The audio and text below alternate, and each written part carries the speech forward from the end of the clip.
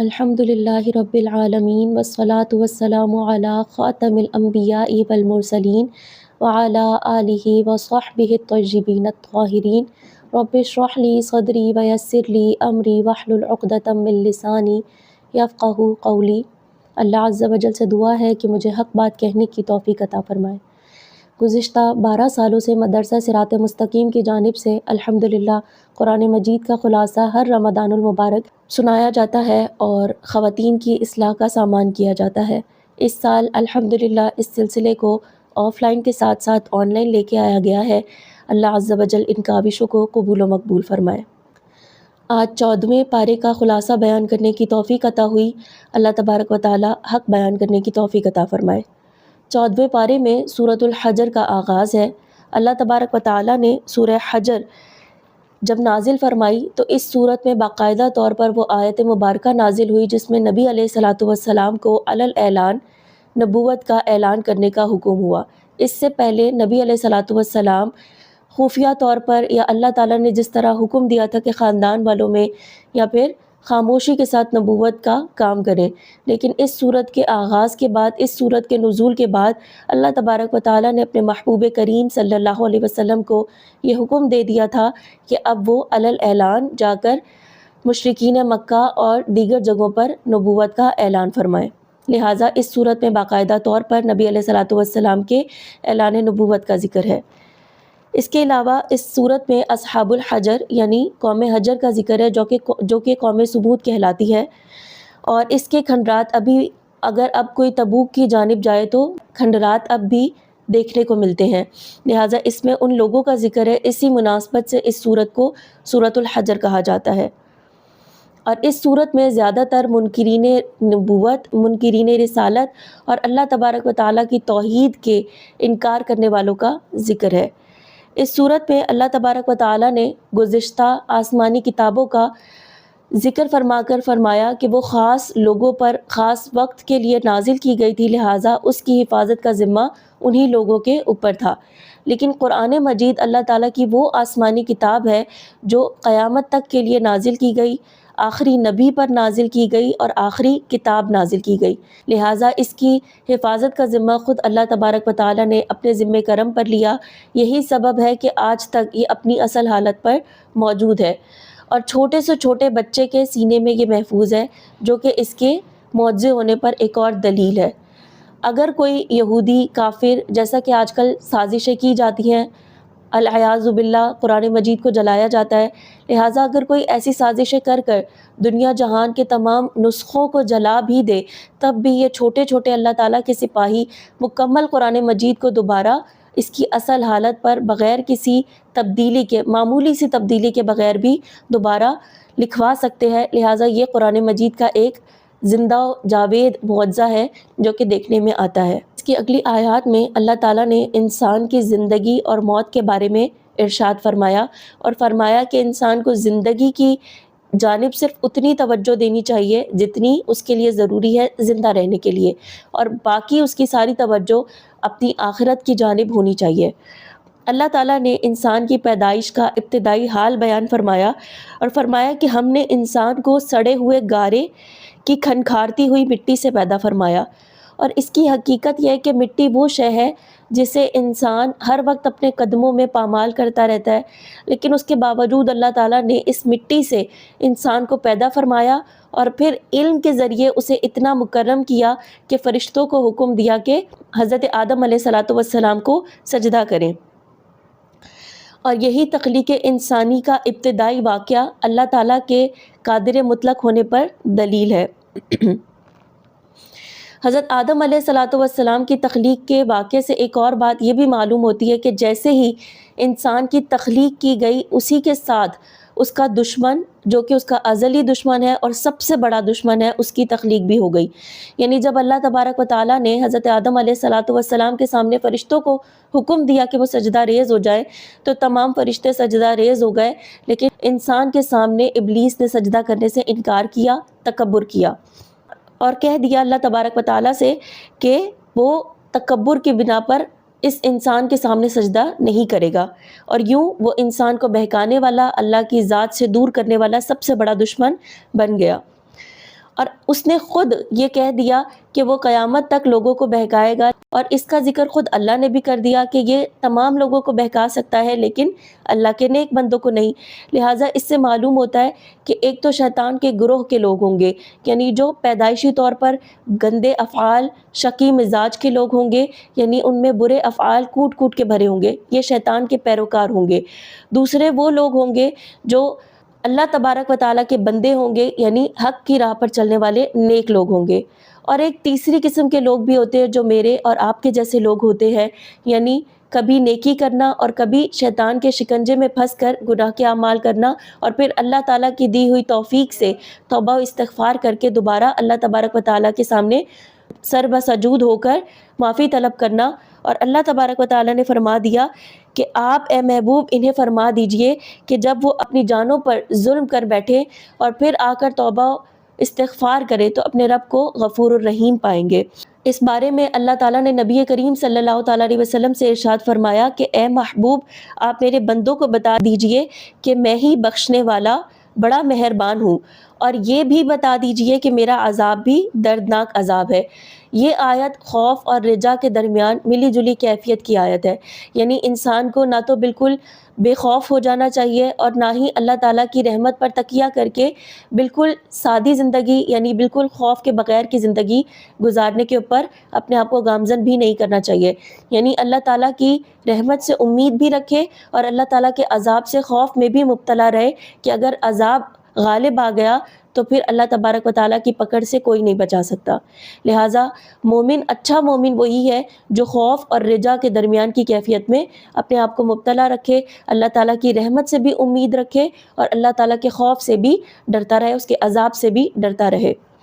اور اسی مناسبت سے آگے قصہ ابراہیم کا ذکر ہوا، جس میں فرشتے حضرت ابراہیم علیہ السلام کے پاس تشریف لائے اور آ کر آپ کو اولاد کی خوشخبری دی۔ جس وقت فرشتے حضرت ابراہیم علیہ السلام کے پاس انسانی شکل میں بیٹے کی خوشخبری دینے کے لیے تشریف لائے، اس وقت سیدنا ابراہیم علیہ السلام کی عمر 120 سال اور آپ کی اہلیہ بھی خاصی بوڑھی ہو چکی تھی، یعنی اولاد کی عمر سے گزر چکی تھی۔ لہٰذا اللہ تعالیٰ کی یہ عطا کی جو خوشخبری ہے اس پر دونوں متعجب بھی ہوئے، لیکن اللہ تعالیٰ کی قدرت سے کیا چیز باہر ہے، لہٰذا اللہ تعالیٰ نے ایک امید حضرت ابراہیم علیہ السلام کو دی۔ اور دوسرا خوف وہ یہ تھا کہ انہی فرشتوں کے ذریعے قوم لوط پر اسی وقت عذاب دیا گیا۔ یوں اللہ تبارک و تعالیٰ نے حضرت ابراہیم علیہ السلام کو امید عطا فرمائی اور انہی فرشتوں کے ذریعے اللہ تبارک و تعالیٰ نے قوم لوط پر اپنا عذاب نازل فرمایا۔ لہٰذا خوف اور رجا مومن کے نشانیاں ہیں۔ اور ان دونوں خوشی اور عذاب کے واقعات بیان کرنے کے بعد اللہ تبارک و تعالیٰ نے ارشاد فرمایا کہ حقیقت یہ ہے کہ اس سارے واقعے میں ان لوگوں کے لیے بڑی نشانیاں ہیں جو عبرت کی نگاہ سے دیکھتے ہوں، اور یہ بستیاں ایسے راستے میں واقع ہیں جس پر لوگ مستقل چلتے رہتے ہیں، یقیناً اس میں ایمان والوں کے لیے بڑی عبرت ہے۔ اس کے بعد ایکا جو کہ حضرت شعیب علیہ السلام کی قوم، اور اصحاب حجر جو کہ حضرت صالح علیہ السلام کی قوم تھی، یہ قومیں بھی ظلم اور زیادتی کی راہ پر چل پڑی تھی، اور اللہ تعالیٰ نے گزشتہ نافرمان قوموں کی مثل ان قوموں پر بھی اپنا عذاب نازل فرمایا۔ اس سورت کے آخر میں اللہ تبارک و تعالیٰ نے سورۃ الفاتحہ کی فضیلت اور قرآن مجید کی فضیلت کو بیان فرمایا، اور اللہ تبارک و تعالیٰ نے فرمایا کہ اے محبوب ہم نے آپ کو 7 ایسی آیات عطا فرمائی ہیں جو بار بار پڑھی جاتی ہیں، یعنی سورہ فاتحہ ہر نماز میں سورہ فاتحہ پڑھی جاتی ہے اور یہ متکرر ہوتی ہیں، بار بار پڑھی جانے والی آیات ہیں، اور فرمایا کہ ہم نے آپ کو عظمت والا قرآن عطا فرمایا۔ اور قرآن مجید کی یہ عظمت بیان فرمائی کہ اللہ تبارک و تعالیٰ نے ارشاد فرمایا کہ جس کو قرآن مجید کی نعمت میسر آ جائے وہ دنیا کے مال کی طرف نگاہ نہ کرے، اور اللہ تبارک و تعالیٰ نے فرما دیا کہ جسے یہ نعمت حاصل ہو جائے وہ کافروں کو عطا کی گئی نعمت کی طرف سے اپنے آپ کو دور کر لے۔ اس کے آگے سورہ نحل ہے جس میں اللہ تبارک و تعالیٰ نے اپنی کثیر نعمتوں کا تفصیلی طور پر ذکر فرمایا، اور اسی مناسبت سے اس سورت کا دوسرا نام سورۃ النعم بھی ہے۔ اور ایک شہد کی مکھی کا واقعہ بہت زیادہ تفصیل سے ذکر کیا گیا جسے عربی میں نحل کہا جاتا ہے، اس مناسبت سے اس کا نام نحل بھی رکھا گیا۔ عرب کے مشرکین عام طور پر یہ تسلیم کیا کرتے تھے کہ عرب کے مشرکین اس بات کے قائل تھے کہ کائنات میں پھیلی اتنی ساری چیزیں اللہ تبارک و تعالیٰ ہی کی تخلیق کردہ ہیں،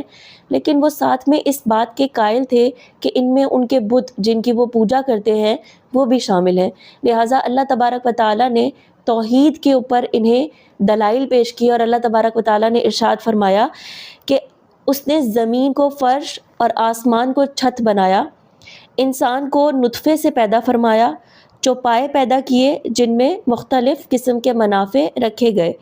اور اپنے مالک کے لیے فخر اور جمال کا باعث بننے کے لیے گھوڑے، خچر اور گدھے کو پیدا کیا، جو کہ فخر کے ساتھ ساتھ بال برداری کے کام بھی آتے ہیں، اور اس میں انسان کی رونق اور زینت بھی ہوتی ہے۔ آسمان سے بارش وہی برساتا ہے، پھر اس بارش کے ذریعے مختلف قسم کے اناج زمین سے اگاتا ہے، اور دوسرے میوے جات اور غلے کو بھی پیدا فرماتا ہے۔ رات اور دن، سورج اور چاند کو اسی نے انسان کی خدمت میں لگا رکھا ہے۔ دریاؤں سے تازہ گوشت یعنی مچھلیاں اور زیور وہی رب تمہیں مہیا کرتا ہے۔ سمندر میں جہاز اور کشتیاں اسی کے حکم سے رواں دواں ہیں۔ اور اس جیسی نعمتیں ذکر کرنے کے بعد اللہ تبارک و تعالیٰ نے ارشاد فرمایا کہ اگر تم اللہ عز و جل کی نعمتوں کو شمار کرنا چاہو تو شمار نہیں کر سکتے، بے شک اللہ تبارک و تعالیٰ بخشنے والا نہایت مہربان ہے۔ اگر انسان صرف اپنی ظاہری تخلیق کو ہی دیکھ لے، ارد گرد کی دنیا سے صرف نظر کر کے صرف اپنے جسم کی طرف متوجہ ہو جائے، اور صرف اتنا غور کر لے کہ اگر کبھی کسی کو پیشاب کا مسئلہ پیش آ جائے تو اس کی زندگی کیسے تنگ ہو جاتی ہے، کبھی قبض ہو جائے تو وہ کیسی کیفیت میں مبتلا ہو جاتا ہے، معدے کے مسائل ہو جائیں تو تمام ذائقے اسے آنا بند ہو جاتے ہیں، آنکھ کی تکلیف میں مبتلا ہو جائے تو زندگی بے رونق اور پھیکی لگنے لگتی ہے، بخار ہو جائے تو زبان سے ذائقہ چلا جاتا ہے، گلا خراب ہو جائے، حتیٰ کہ فقط سر درد انسان کو اس کی اوقات بتانے کے لیے کافی ہوتی ہے۔ لہٰذا انسان صرف اپنی باڈی کو اگر ایگزامن کرے، اپنی باڈی کو جج کرے، تو وہ صرف اپنی باڈی کو دیکھ کر ہی یہ کہنے کے اوپر قائل ہو سکتا ہے کہ واقعی بنانے والی ذات ایک ہے، اور توحید کا اقرار کرنے کے قابل ہو سکتا ہے۔ لیکن اس کے باوجود اللہ تعالیٰ نے ارد گرد کی تمام چیزوں کی مثال دے کر ارشاد فرما دیا کہ وہی بخشنے والا مہربان ہے، ابھی بھی اس کی جانب رجوع کر لیں۔ تو آج کا انسان اگر اپنے ارد گرد ایکسپینڈ ہوتی ہوئی یونیورس کو دیکھے، اپنے ارد گرد ہونے والے تمام عجائبات کو دیکھے، تخلیق ہونے والی نئی نئی چیزوں کو دیکھے جو اللہ ہی کے اذن سے ہو رہی ہیں، تو وہ اللہ تبارک و تعالیٰ کے واحد ہونے پر دل سے اقرار بھی کرے اور زبان سے تصدیق بھی کرے۔ لیکن اگر یہ تمام چیزیں نہ بھی دیکھے، تب بھی آج کی ماڈرن سائنس مکمل انسانی جسم تک کو مکمل طور پر جج نہیں کر سکی، جانچ نہیں سکی، تو یہی انسان کو توحید پر مجتمع رکھنے کے لیے کافی و وافی ہے۔ اس کے بعد سورۃ النحل میں کفار کی دو گندی خصلتوں کا بیان کیا گیا، جس میں سے پہلی خصلت یہ تھی کہ وہ بیٹی کی پیدائش کو معیوب سمجھتے تھے، اور دوسری خصلت یہ تھی کہ جس چیز کو اپنے لیے معیوب سمجھتے تھے اس چیز کو اللہ تبارک و تعالیٰ کے ساتھ منسوب کیا کرتے تھے، یعنی فرشتوں کو اللہ تعالیٰ کی بیٹی کہا کرتے تھے، العیاذ باللہ۔ تو اللہ تبارک و تعالیٰ نے فرما دیا کہ اول تو ان کا یہ فیصلہ کہ لڑکی عذاب ہے یہی غلط ہے، اور پھر جس چیز کو اپنے لیے عذاب تصور کرتے ہیں اسے اللہ تعالیٰ کے ساتھ منسوب کرتے ہیں۔ تو اس آیت سے ایک مسئلہ واضح ہوتا ہے کہ لڑکی کی پیدائش کو، بیٹی کی پیدائش کو مصیبت سمجھنا یہ کفار کے افعال میں سے ایک فعل ہے۔ لہٰذا مسلمانوں کو چاہیے کہ بالخصوص بیٹی کی پیدائش پر زیادہ خوشی کا اہتمام کرے، تاکہ کفار کے افعال پر ایک رد قائم ہو سکے۔ اور نبی علیہ الصلوۃ والسلام کا بھی طریقہ کار یہ تھا کہ آپ کے آنے کے بعد بیٹی کو عزت عطا کی گئی اور اسے تمام مقام اور مرتبے عطا کیے گئے۔ ایک حدیث مبارکہ میں ہے کہ وہ عورت مبارک ہوتی ہے جس کے بطن سے پہلی اولاد بیٹی پیدا ہوتی ہے، اور ایک آیت مبارکہ میں بھی اللہ تبارک و تعالیٰ نے پہلے اناث کا ذکر کیا، یعنی عورت کا ذکر کیا، اسے مقدم فرمایا، اور بعد میں ذکور یعنی لڑکے کا ذکر کیا۔ لہٰذا لڑکی کی پیدائش ہونا یہ افضل عمل ہے۔ ایک اور حدیث مبارکہ میں آتا ہے کہ جس کو لڑکیوں میں سے کسی کے ساتھ سابقہ پڑے یعنی واسطہ پڑے، پھر وہ اس کے ساتھ احسان والا معاملہ کرے، یعنی لڑکی کے پیدا ہونے کو برا نہ سمجھے اور زمانے جاہلیت کی رسم و رواج کو دور پھینک دے اور اس کی عزت و تکریم کرے، اچھی تربیت و پرورش کرے، تو اس کے لیے یہ بیٹی جہنم کے درمیان ایک پردہ بن کر حائل ہو جائے گی، کھڑی ہو جائے گی۔ آگے اللہ تبارک و تعالیٰ نے شہد کی مکھی کا ذکر کیا، اور شہد کی مکھی میں عبرت والوں کے لیے اور عقل والوں کے لیے نشانیاں ہیں۔ بالخلاصہ شہد کی مکھی کا جو ایک سسٹم ہے جس کے تھرو وہ چلتی ہے، وہ انسانی سسٹم کے بالکل مشابہ ہے۔ ان کے اندر بھی حکومتی نظام ہوتا ہے، ایک ملکہ مکھی ہوتی ہے، اور پھر کچھ مکھیاں دربانی کے کام کے لیے لگی ہوتی ہیں، کچھ مکھیاں دیگر امور میں، کچھ دوسری مکھیوں کی پیدائش کے بعد ان کی جو پرورش کا عمل ہوتا ہے اس میں مگن ہوتی ہیں۔ غرض یہ کہ ہر مکھی کسی نہ کسی کام پر فائز ہوتی ہیں، اور ان کا ایک سسٹم چل رہا ہوتا ہے جو مکمل طور پر ایک خاندانی نظام کو ریپرزینٹ کرتا ہے، اور یہ عقل والوں کے لیے ایک بہت عظیم نشانی ہے۔ آج سائنسدان جب مکھی، بالخصوص شہد کی مکھی پر جب ریسرچ کرتے ہیں تو وہ اس بات کو کہتے ہوئے خود دریغ نہیں کرتے کہ یہ ایک ایسا سسٹم ہے جو انسان کی عقل کی چولوں کو ہلا کے رکھ دے۔ ان کا ایک سسٹم جو کہ انسان کو ایک تقویت فراہم کرتا ہے اور انسان کو جینے کا، زندگی گزارنے کا گر سکھاتا ہے۔ حضرت علی رضی اللہ تعالیٰ عنہ سے مروی ہے کہ دنیا کی حقارت کی مثال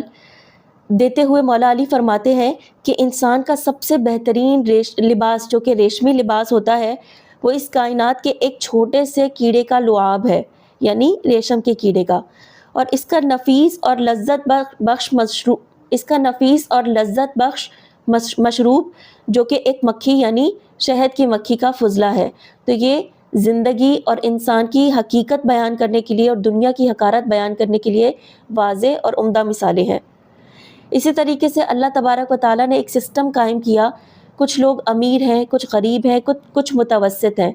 یہ ایک اللہ تبارک و تعالیٰ کی حکمت اور منشا کے تحت ہے۔ اگر ہم کہیں کہ تمام لوگوں کو برابری ملے، یعنی سب ایک ہی جگہ پر ہوں، تو آپ دیکھیں گے کہ دنیا کا نظام درہم اور بھرہم ہو جائے، یعنی ہمارا سسٹم چل ہی نہ سکے۔ ابھی سسٹم چلتا ہے تو وہ اسی وجہ سے چلتا ہے کیونکہ کوئی فقیر ہوتا ہے، کوئی غنی ہوتا ہے، کوئی متوسط طبقے کا ہوتا ہے، اور یوں ایک نظام چلتا ہے۔ لیکن اگر کسی کو دیکھنا ہو کہ بھائی برابری کر کے دیکھ لیتے ہیں تو کیسے کائنات کا نظام درہم بھرہم ہو جائے، تو موجودہ دور میں اگر کسی کو اس کی مثال دیکھنی ہو تو وہ روم کا روس کا، اگر کسی کو یہ نظام دیکھنا ہو تو وہ روس کا کمیونزم کا نظام دیکھ سکتا ہے کہ کس طریقے سے معاشرے میں ایک انتشار پیدا ہوتا ہے اور معاشرہ درہم بھرہم ہو جاتا ہے۔ سورہ نحل کی آیت نمبر 90، جسے قرآن مجید کی جامع ترین آیات میں شمار کیا جاتا ہے، اور اس میں پوری اسلامی تعلیمات کو فقط چند جملوں میں سمو دیا گیا ہے۔ حضرت عبداللہ بن مسعود رضی اللہ تعالیٰ عنہ فرماتے ہیں کہ یہ آیت خیر اور شر کی سب سے جامع آیت ہے، اور اسی آیت کی وجہ سے ولید بن مغیرہ جیسا دشمن اسلام بھی تعریف کرنے پر مجبور ہو گیا تھا۔ اور اسی آیت کے بارے میں حضرت عثمان بن مظعون رضی اللہ تعالیٰ عنہ فرماتے ہیں کہ پہلے صرف میں لوگوں کی دیکھا دیکھی شرما شرمی مسلمان ہو گیا تھا، لیکن اسلام میرے دل میں داخل نہیں ہوا تھا، لیکن جب یہ آیت میں نے سنی نبی علیہ الصلوۃ والسلام کی زبان اطہر سے تو میرے دل میں ایمان مضبوط اور مستحکم ہو گیا، اور اللہ تبارک و تعالیٰ کی محبت میرے دل میں گھر کر گئی۔ اس آیت مبارکہ میں 3 باتوں کے کرنے کا حکم ہے۔ پہلا عدل، دوسرا احسان، اور تیسرا قرابت داروں یعنی رشتہ داروں کے ساتھ لین دین کا اچھا سلوک کرنے کا حکم۔ عدل کے معنی ہوتے ہیں برابری، یعنی عام احکام میں، معاملات میں بھی عدل۔ آپ فرائض و واجبات میں اولاد کے ساتھ جو سلوک رکھتے ہیں، دوست اور دشمنوں کے ساتھ، بیویاں اور خادموں کے ساتھ، ان تمام کے ساتھ عدل کرنے کا حکم دیا گیا ہے۔ اور احسان یہ عمل ہے کہ ہر اچھا عمل احسان ہے، اس کا تعلق اللہ تبارک و تعالیٰ کے ساتھ بھی ہے، خاندان کے ساتھ بھی ہے، حتیٰ کہ تمام حیوانوں کے ساتھ بھی ہے۔ تو یوں تو تمام مستحق لوگوں کی ہی مدد کرنی چاہیے، لیکن بالعموم اور خاصیت کے ساتھ اللہ تبارک و تعالیٰ نے قرابت داروں کا ذکر کیا، لہٰذا ان کے ساتھ تعاون کرنے میں دوہرا اجر ملتا ہے۔ اور اس آیت میں 3 باتوں سے رکنے کا حکم دیا گیا۔ فحش کام، یعنی ہر ایسا کام جو کہ قبیح ہو، جیسے زنا، قتل، لواطت، اور اسی طرح سے شراب پینا، اور ہر برا کام کرنے سے روکا گیا، یعنی ایسے افعال اور اعمال جو شریعت کی نظر میں برے ہیں اور جن سے اچھی طبیعت رکھنے والے انسان بھی نفرت محسوس کرتے ہیں۔ اور تیسری چیز ظلم سے روکنے کا حکم ہے۔ اس سے معلوم ہوا کہ ظالم پر اللہ تبارک و تعالیٰ کا عذاب شدید نازل ہوتا ہے۔ اللہ تعالیٰ سے دعا ہے کہ ہمیں قرآن مجید کی تعلیمات پر عمل کرنے والا بنائے، اللہ تعالیٰ کی وحدانیت اور حقانیت پر ثابت قدم رکھے۔ وما علینا الا البلاغ المبین۔ آخر میں مدرسہ صراط مستقیم کی تعمیر کا سلسلہ جاری ہے۔ آپ سب سے اس میں تعاون کی درخواست ہے۔ جتنی جس کی استطاعت ہو اپنی استطاعت کے مطابق مدرسہ صراط مستقیم کی تعمیر میں اپنا حصہ شامل کریں اور اپنے لیے صدقہ جاریہ کا سامان بنائیں۔ اور اس ضمن میں اگر آپ کو کوئی بھی سوال پوچھنا ہو، کوئی بھی مسئلہ ہو، تو ڈسکرپشن باکس میں نمبر موجود ہے، اس نمبر پر رابطہ کر کے آپ اپنا مسئلہ حل کر سکتے ہیں یا مزید دیگر معلومات حاصل کر سکتے ہیں۔ اس کے علاوہ ہمارے سوشل میڈیا پلیٹ فارمز کو بھی لائک کریں، شیئر کریں، سبسکرائب کریں، کیونکہ جتنے لوگوں تک اللہ تعالیٰ کا پیغام پہنچے گا اتنا زیادہ دین کو فروغ ملے گا اور آپ کے لیے بھی صدقہ جاریہ ہوگا۔ وآخر الدعوانا ان الحمد للہ رب العالمین۔